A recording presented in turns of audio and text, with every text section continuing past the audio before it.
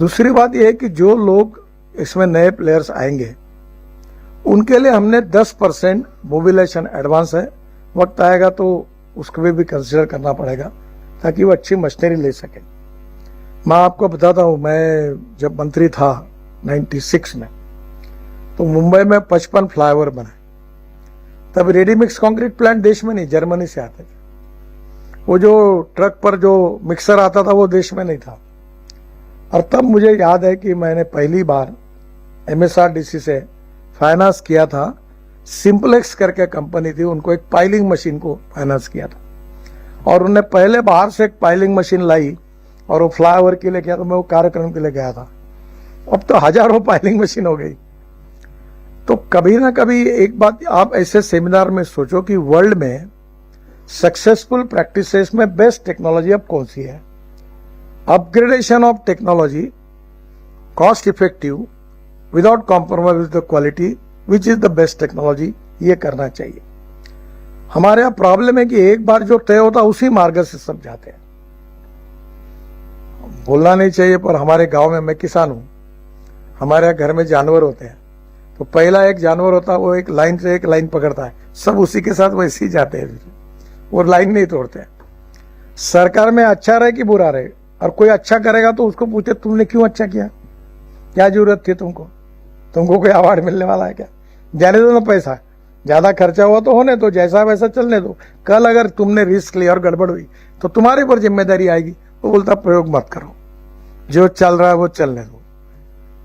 हमारे यहाँ Indian road Congress है, तो मैं उनको कहता हूं, उनकी साल भर में एक बार, मेरे को ये बोलना ठीक नहीं होता पर मेरे से भी रहा नहीं जाता, तो वो अपने पति पत्नी और बच्चों को लेकर सब सिविल इंजीनियर देश के रोड कांग्रेस में आते हैं और वो पीले कागज पर टाइपिंग किए हुए, वो कंप्यूटर भी नहीं प्रिंट करते, रिसर्च पेपर सबमिट करते। और एक दिन फिर थोड़ा भी रिसर्च पेपर हो गए, फिर वो रोड कांग्रेस भी कहाँ होती, श्रीनगर में होती। फिर वो सब लोग घूमने के लिए भी जाते। अच्छा है, जाना चाहिए, पर कोई प्रोफेशनल इसमें जो नॉन सीरियस अप्रोच से इतने बड़े काम कैसे होंगे। We need positive approach, transparent approach, quality consciousness, time bound decision making process. Decision तो समय पे लेते ही नहीं। मैंने एक हमारे बड़े अधिकारी को कहा, बड़ा आपकी तो कमाल है। बोले क्या हुआ साहब? मैंने बोला आपके जैसा व्यक्ति नहीं मैंने देखा। बोले क्या हुआ? बोला पत्नी से भी ज्यादा प्रेम आपका फाइल पर है। 3-3, 6-6 महीने दबा के बैठते हो। अरे भैया, जो निर्णय करना है वो करो ना। तुमको हाँ करना है तो हाँ करना, नहीं करना करना। एक आदत रखो कि भाई करो, निर्णय जो है वो पर रखते हैं। हमारे एक बड़े अधिकारी है, वो कहते हैं, उनका ऐसा है कि फाइल रख दो, ऐसा बोलते इसका मतलब सेफ डिपॉजिट वॉल्ट में फाइल जमा कर दो, फाइल रख दो। We need people who can get the things done. I always telling to the officers that I like people who can get the things done. तो आप परफॉर्मेंस ऑडिट करो, financial audit होना चाहिए, पर performance audit is more important than financial audit. और इसका कारण जो है, हमको DPR से लेकर इम्प्लीमेंटेशन तक perfection, best technology, less capital investment और विदाउट कॉम्प्रोमाइज द क्वालिटी। और रीजन टू रीजन परिस्थिति अलग है। हिमालयन टेरिन के लिए आपको अलग मशीन लगेगी, अलग अप्रोच लगेगा। जो हमारा डेक्कन बेसाल्ट है उधर अलग टाइप के ये है। तो जैसा जियोलॉजी है उस हिसाब से टेक्नोलॉजी को सिलेक्ट करना पड़ेगा। और इम्पोर्टेंट चीज, अभी मेरे पास 2.5 लाख करोड़ के टनल बनाया। अभी इतने टनल का काम है कि प्रॉब्लम, अच्छा हमारे डिपार्टमेंट में पैसे की कुछ कमी नहीं है, मैं और 5 लाख करोड़ की बना सकता हूं। प्रॉब्लम यह है कि cost of the tunnel is very important. और क्या टनल के लिए हम कोई अल्टरनेटिव निकाल सकते हैं क्या? अभी जैसे मैंने उनको कहा कि एक टनल है, उसके बजाय हम दूर से क्या कोई एलिवेटेड रोड ऐसा फ्रीज बनाकर हम उसको जा सकते हैं क्या, जिससे लैंडस्लाइड का धोखा नहीं होगा। मेरा कहना नहीं ऐसा करो मत, पर cost effective solution for the problems ये हमने निकालना चाहिए। लास्ट नहीं होगा तो टनल भी बनाएंगे। अभी कंप्लीट टनल जो हुई है हमारी सरकार आने के बाद, हमने 35 टनल 49 किलोमीटर 15,000 करोड़ पूरी की है। ऑनगोइंग टनल है 69 134 किलोमीटर, ये 40,000 करोड़ की इसका काम शुरू है। और अपकमिंग टनल 74 273 किलोमीटर, इसकी कीमत 1 लाख करोड़ है। टोटल 2 लाख करोड़ की टनल अब भी पाइपलाइन में है। तो काम है, पर इसमें स्वाभाविक रूप से मुझे लगता है कि कॉस्ट ये एक बहुत बड़ी इंपॉर्टेंट चीज है, और इसलिए कॉस्ट को कम करना ये भी आपका प्रायोरिटी वाइज एजेंडा होना चाहिए।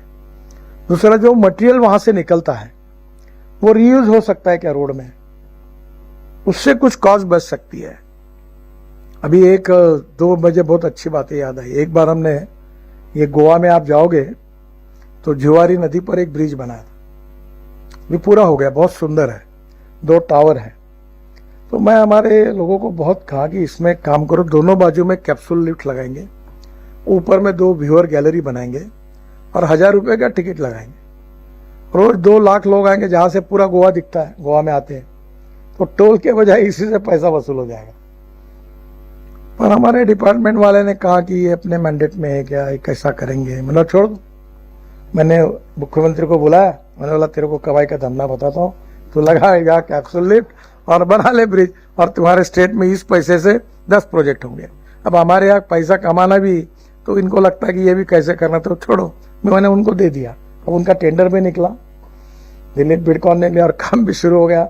नीचे में 40 एकड़ जगह है, फूड मॉल है, और वर्ल्ड की सबसे अच्छी ऐसी साइट है कि जहां ऊपर जाकर आप पूरा गोवा देख सकते हैं। तो कहीं ना कहीं हमें पैसा भी निकालना पड़ेगा। और नेचुरली अभी ये जो जोजिला टनल बन रही है, तो मैंने मनोज सिन्हा जी को कहा कि ये मटेरियल फेंकने के लिए हमको काफी जगह मिली है वहां, तो मैंने उस जगह पर रिसोर्ट, एडवेंचर स्पोर्ट्स करके एक बढ़िया टूरिज्म की डेस्टिनी बनाई है, और वहां के गरीब युवाओं को रोजगार भी मिलेगा और सरकार को रेवेन्यू भी मिलेगा। पर वो ये जो out of turn, out of कुछ बातें उसको समझाने में समय लगता है। पर कहीं ना कहीं हमें टनल के आजू बाजू में, मुझे प्रधानमंत्री जी ने कहा था, हमने अभी ये कश्मीर जम्मू से श्रीनगर तक जो बना है, जो ILFS ने टनल बनाई, कौन सा नाम है अपना टनल, जेडमोर ने चनाली नासिर, अब उसको एस्केप टनल 2 बनाई है। अब वो एस्केप टनल अभी तक कोई काम नहीं पड़ा, और मुझे लगता है मैं जब तक जिंदा हूं, मेरा लड़का जिंदा है, उसके पोते मेरे, तब तक काम नहीं पड़ेगा। अभी प्रिवेंटिव मेजर सिक्योरिटी का सोचना चाहिए, पर 2 एस्केप टनल बनाने के बजाय 2 बड़ी बड़ी टनल बना दो। ये इतना जो वैसी पड़ी है वो, और कहीं तो भी वर्ल्ड में एक एस्केप टनल का कंसेप्ट आया, बस एक हमारा देश गरीब है, हम इतना पैसा कर रहे हैं, एक टनल बड़ी बनाए, दूसरी 2 बनाए, लगे तो 2 ट्यूब बनाए। अच्छा, तो यह ऐसी अनेक जगह पर यह समस्या है कि हमें प्रैक्टिकल सोचना होगा। और फिर उन्होंने मुझे कहा कि एक बस में बैठकर इसका एक टूरिज्म का कोई ये करके करो। क्या है कि जहां जहां कैपिटल इन्वेस्टमेंट होती है वहां इंटरेस्ट कॉस्ट भी कंसिडर करनी चाहिए, और जहां कैपिटल लगाते हो वहां रिटर्न भी मिलना चाहिए, लोगों को सेवा भी मिलनी चाहिए। तो मुझे लगता है कि हमारे इस सेक्टर को पोटेंशियल है, पर by using different type of technology how you are going to reduce the cost. और इसका एक उपाय है कि टेक्निकल और फाइनेंशियल क्वालिफिकेशन को थोड़े लिबरल बनाओ। मैंने इतने NHI में लिबरल बनाया, 40% बिलो जाके काम लिए। अब इतना हो गया कि बड़े कंपनी को काम ही नहीं मिलता, छोड़ दिया इन्होंने। L&T के चेयरमैन ने मुझे कहा अब हमने NHI में काम करना ही बंद कर दिया। मैंने कहा क्यों? बोला ऐसी कंपटीशन हो गई। अब क्या हुआ है कि फिर मुझे लगा कि गलती हुई, तो मैंने बोला थोड़ा इधर आ लाओ, फिर अभी थोड़े और स्ट्रिक्ट बनाओ, ताकि बहुत ज्यादा लिबरल हो गया।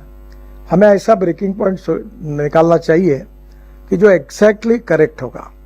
कोई गैंग बनकर तैयार होके वो इकट्ठा मिलकर कार्टेल भी नहीं बना सके, और दूसरी ओर इतना लिबरल नहीं होना चाहिए कि कोई भी, आजकल हमारे यहाँ जो टेक्निकल फाइनेंशियल क्वालिफिकेशन, मैं आपको दावे से बताता हूं कि ब्यूटी पार्लर वाली दिल्ली में कोई होगी तो लाओ, मैं उसको टनल के लिए क्वालिफाई कर देता हूं।